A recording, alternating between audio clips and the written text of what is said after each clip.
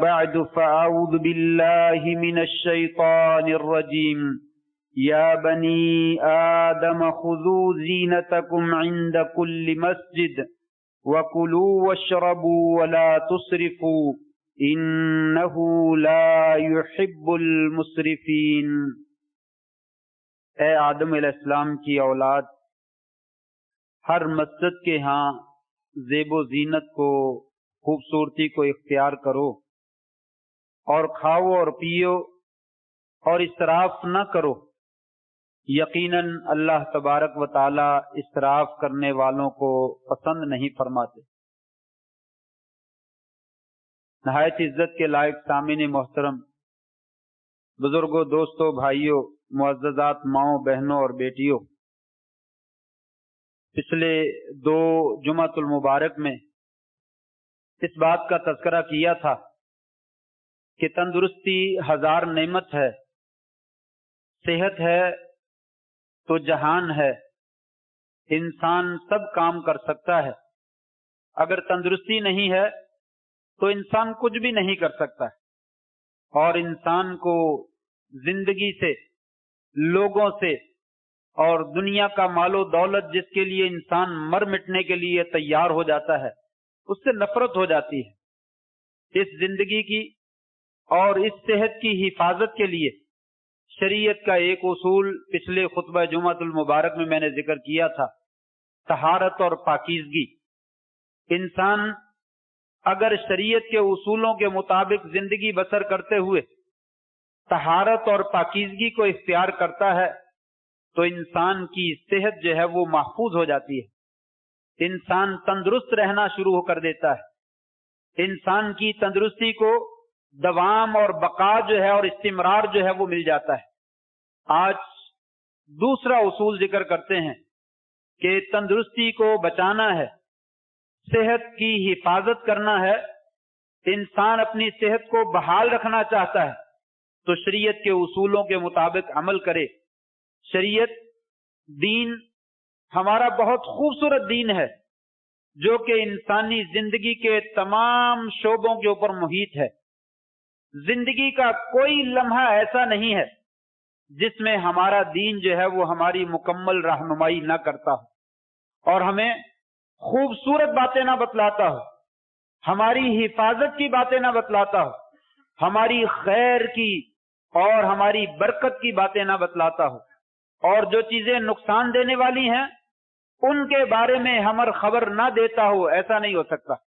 یہ دین بڑا پیارا اور بڑا خوبصورت دین ہے جو زندگی کے چھوٹے چھوٹے گوشوں کے متعلق بھی ہماری مکمل رہنمائی کرتا ہے۔ آج دوسرا اصول اور دوسرا ضابطہ حیات ہے کہ اگر آپ اپنی صحت کی حفاظت کرنا چاہتے ہیں تو شریعت کے قوانین اور قواعد کے مطابق عمل کریں۔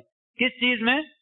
عبادات میں تو کرنا ہی کرنا ہے، عبادات کی بات نہیں ہے، کھانے اور پینے کے معاملے میں، کھانے کے آداب، شریعت نے جو کھانے کے آداب ذکر کیے ہیں، اگر ان آداب کے مطابق انسان عمل کرے تو انسان کی صحت جو ہے وہ محفوظ ہو جاتی ہے، انسان کی باقی رہنے والی زندگی وہ تندرستی میں گزرتی ہے۔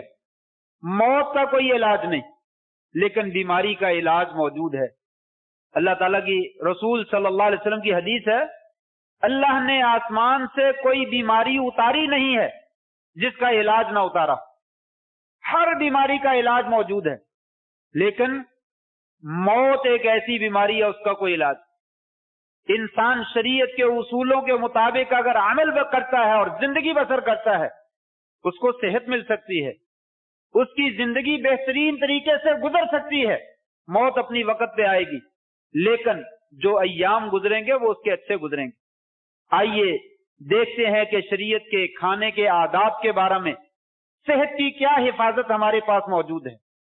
سب سے پہلا حکم شریعت کہتی ہے، ایک حدیث ہے اگرچہ وہ ضعیف ہے، میں اس لیے پہلے اس کا ذوق بیان کر رہا ہوں۔ ترمذی شریف کے اندر روایت ہے، برکت الطعام الوضوء قبلہ والوضوء بعدہ، کھانے کی برکت اسی بات میں ہے کہ کھانے سے پہلے ہاتھ دھوئے جائیں اور کھانے کے بعد بھی ہاتھ دھوئے جائیں۔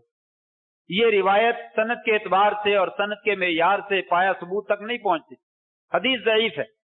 لیکن ضروری نہیں ہے کہ ہر ضعیف بات غلط ہوتی ہے، بہت ساری لوگوں کی تجرباتی باتیں ہوتی ہیں، بہت سارے دنیا کے اصول ہوتے ہیں جن پہ عمل کر کے 100% انسان کامیاب زندگی بسر کرتا ہے، اور وہ حدیث نہیں ہوتی۔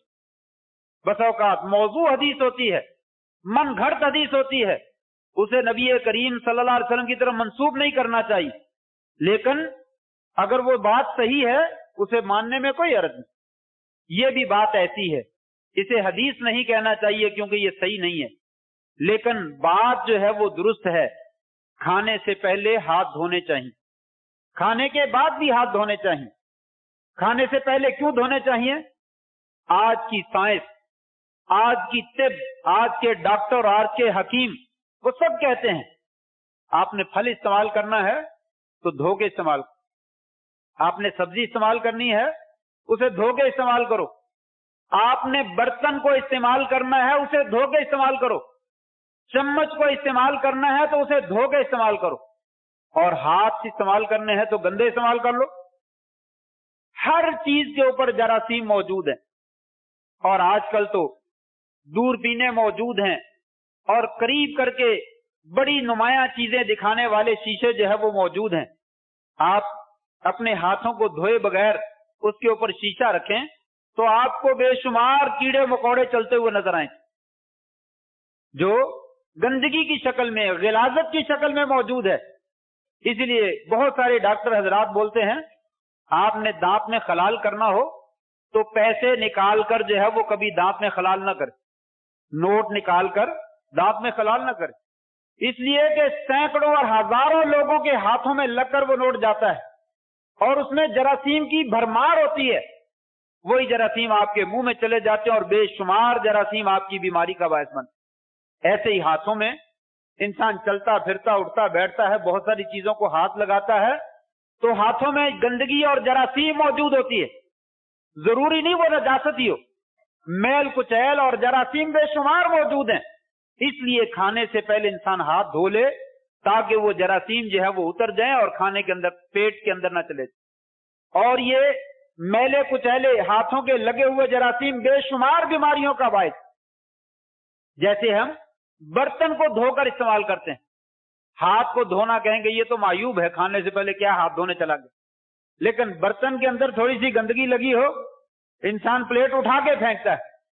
آپ کو مہمان کے ادب کا پتہ نہیں، آپ کو جو ہے وہ گھر کے آداب کا پتہ نہیں، یہ پلیٹ اس طرح کی استعمال کرتے ہیں، چمچ اس طرح کی استعمال کرتے ہیں، لیکن کھانے سے پہلے اگر کوئی ہاتھ دھونے چلا جائے تو انسان بڑا مایوس سا سمجھتا یہ بڑا متقی پرہیزگار ہے، یہ بڑا صوفی آ گیا، یہ بڑا دیندار ہے، اپنے آپ کو پتہ نہیں کیا سمجھ ثابت کرنا چاہتا ہے۔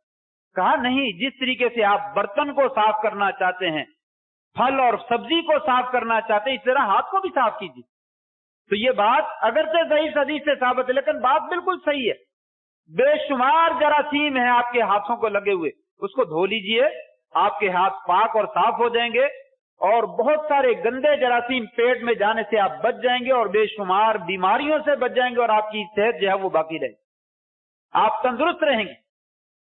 اسی طریقے سے ڈاکٹر حضرات جو ہے وہ کہتے ہیں کہ ہاتھ دھونے کے بعد تولیے سے بھی صاف نہ کریں، ہاتھ دھونے کے بعد تولیے سے صاف نہ کریں، دھونے کے بعد پھر تولیے کو ہاتھ لگا لے، وہاں پہ تو پھر گرد و غبار پڑی ہوئی ہے، وہاں پہ پھر جراثیم جو ہے وہ موجود ہے۔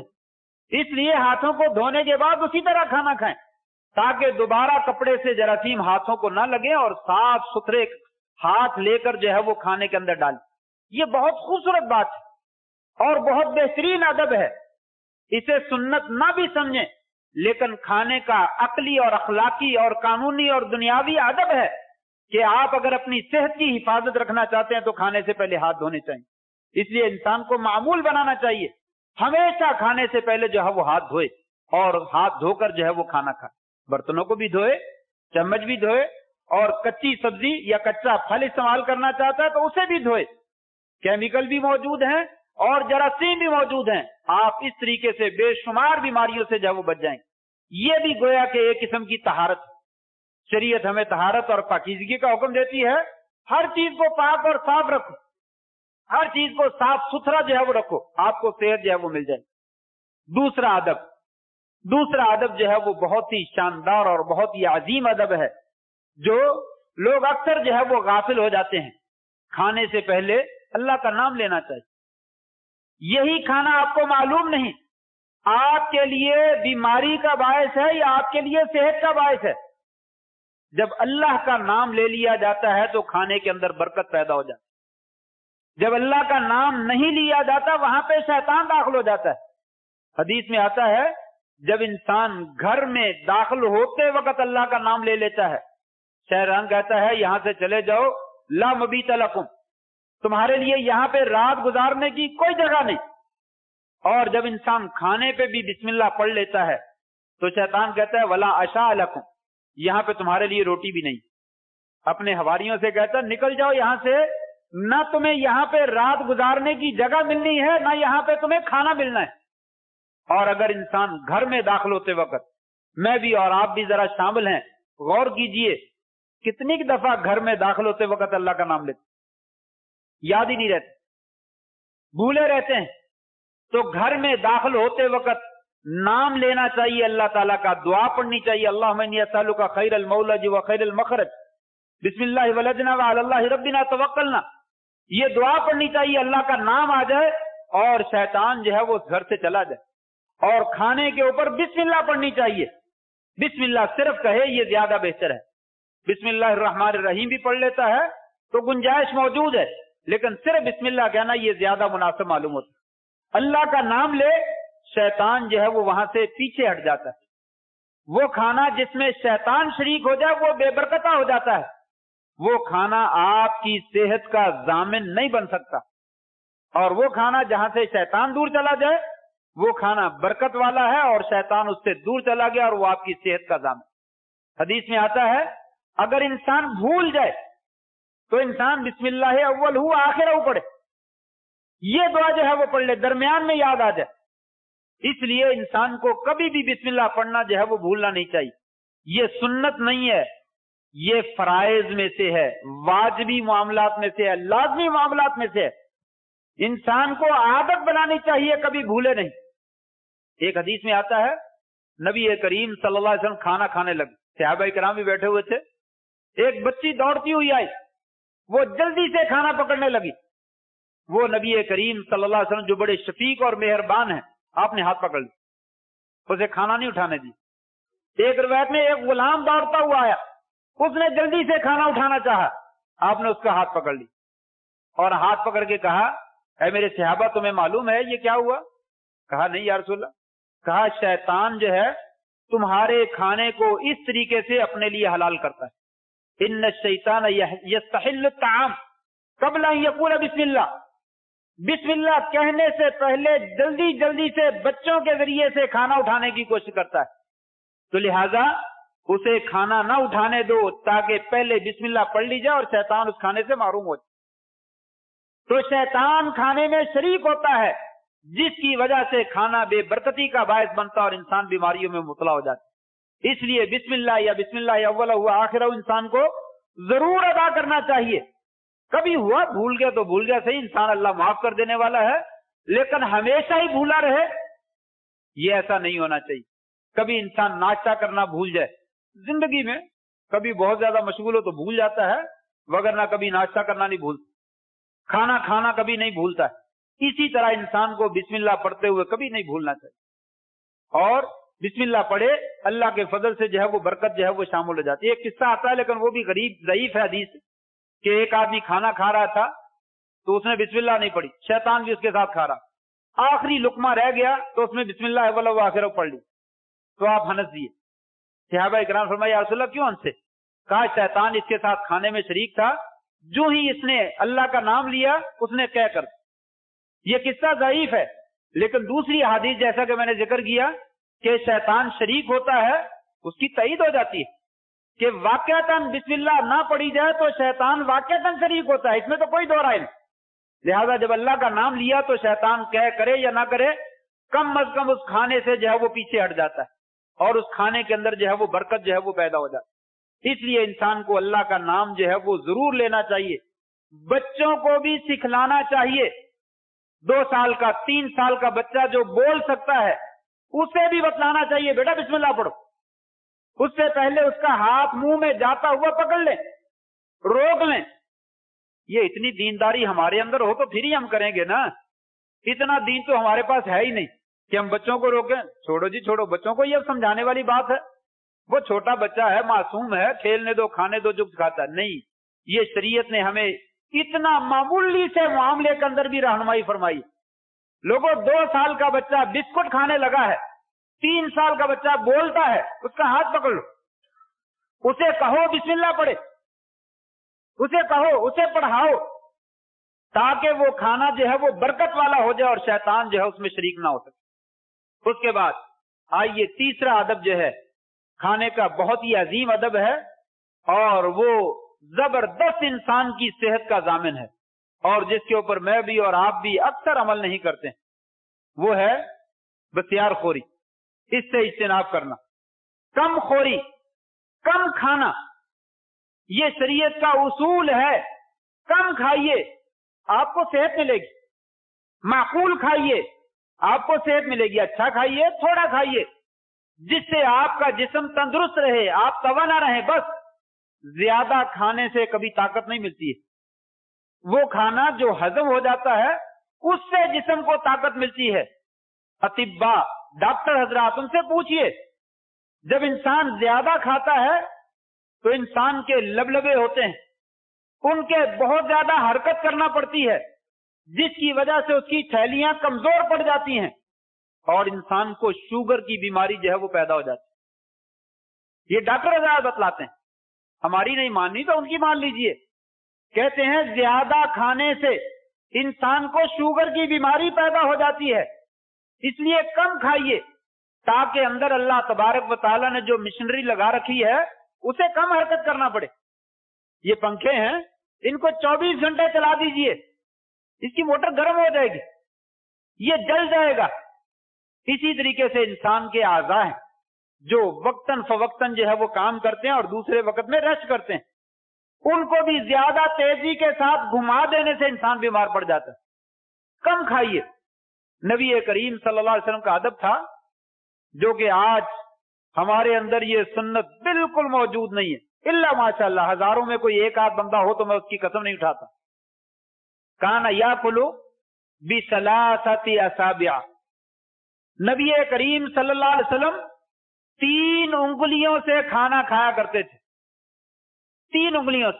ہاتھوں سے کھانا کھاتے تھے, چمچ وغیرہ کھانا منع نہیں ہے, جائز ہے, درست ہے, لیکن ہاتھوں سے کھانا جو ہے وہ زیادہ افضل اور زیادہ بہتر, زیادہ صحت کا ضامن ہے. اور 3 انگلیوں سے کھانا کھایا جائے.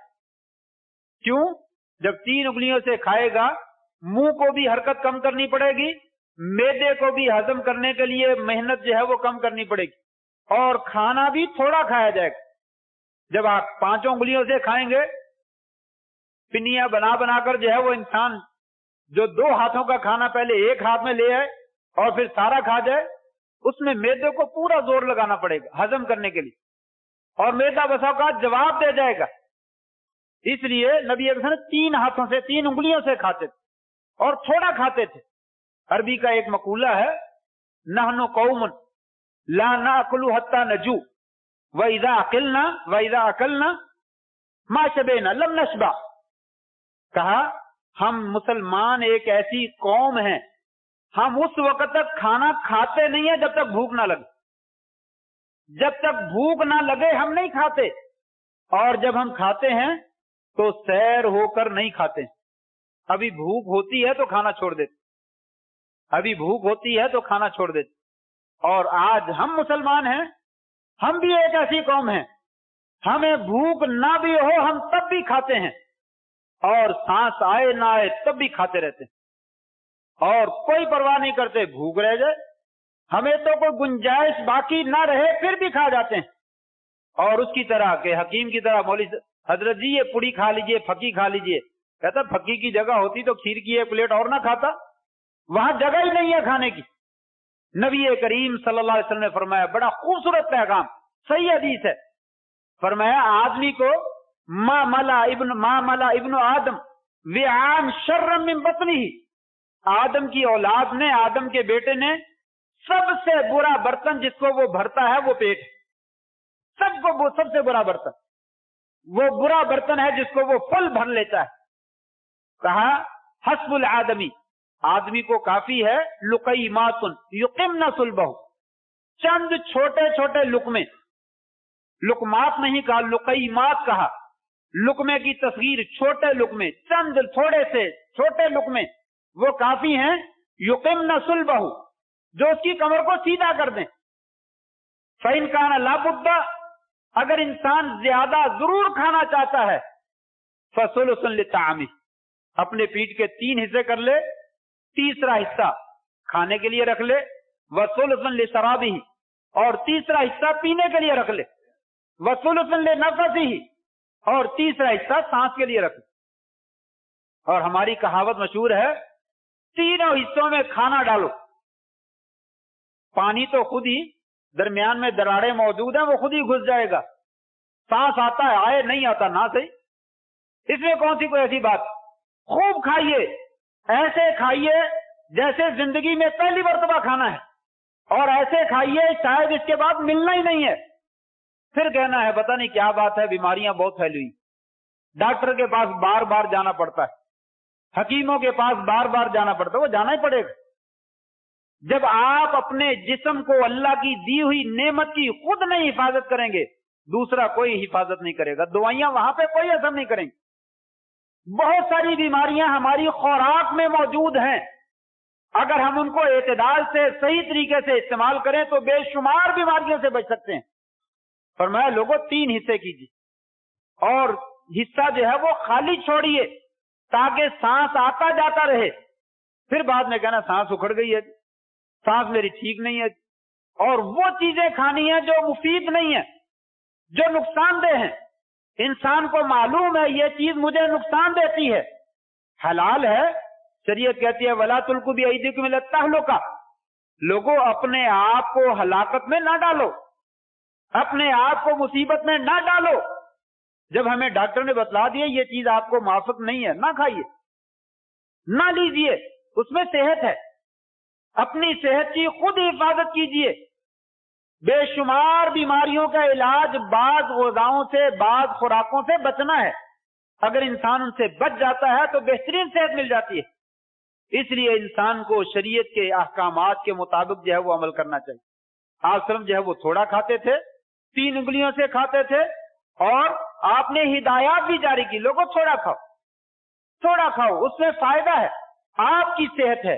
یہ سب سے بنیادی اصول ہے، انسان کی صحت کا جو راز کہا جا سکتا ہے، اس کو راز کہا جا سکتا ہے، لیکن کم لوگوں کو پتا ہے، اور کم لوگوں کو احساس ہے کہ واقعی یہ راز انسان سمجھتا ہے اتنا مزیدار کھانا ہے، اور بعد میں پتہ نہیں زندگی میں ملنا ہے کہ نہیں ملنا، کھاؤ ایک دفعہ، پھر ڈاکٹر پابندی لگا دیتے ہیں آپ نے ابلے ہوئے آلو کھانے اور کچھ نہیں کھانا، آپ نے ابلے ہوئے جو ہے وہ ٹینڈے کھانے اور کچھ نہیں کھانا، بینگن کھانے ہیں بس اور کچھ نہیں کھانا۔ پھر اس وقت جو ہے انسان کو سمجھ آتی ہے کہ اگر پہلے اعتدال رکھا ہوتا تو اب جو ہے وہ طبیعت جو ہے وہ بہترین جو ہے وہ بحال رہتی، بہترین خوبصورت جو ہے وہ رہتی۔ اس لیے یہ شریعت کا اصول ہے، شریعت کا ضابطہ ہے، جو آپ کی صحت کا ضامن ہے، اس کے مطابق عمل کرنا انسان کے اوپر لازم ہے۔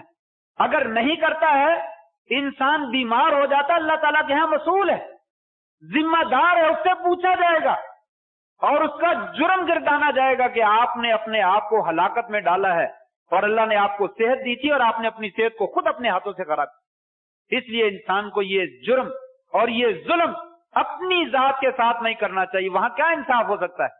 جہاں پہ لوگ اپنی ذات کے ساتھ خود ظالم ہوں، وہاں پہ قاضی اور جج حضرات قوموں کو انصاف اور عدل جو ہے وہ نہیں دے سکتے۔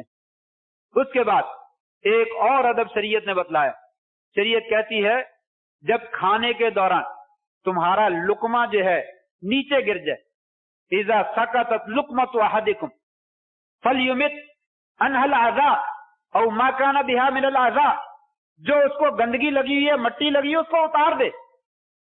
نجاست مراد نہیں ہے، مٹی، اگر مٹی لگی ہے پاکیزہ جگہ پہ گرا ہے اسے اٹھا لو، اٹھا کے اس کو جو ہے مٹی جو ہے اس کو اتار لو، وَلْيَأْكُلْهَا کلھا، پھر اسے کھا لو۔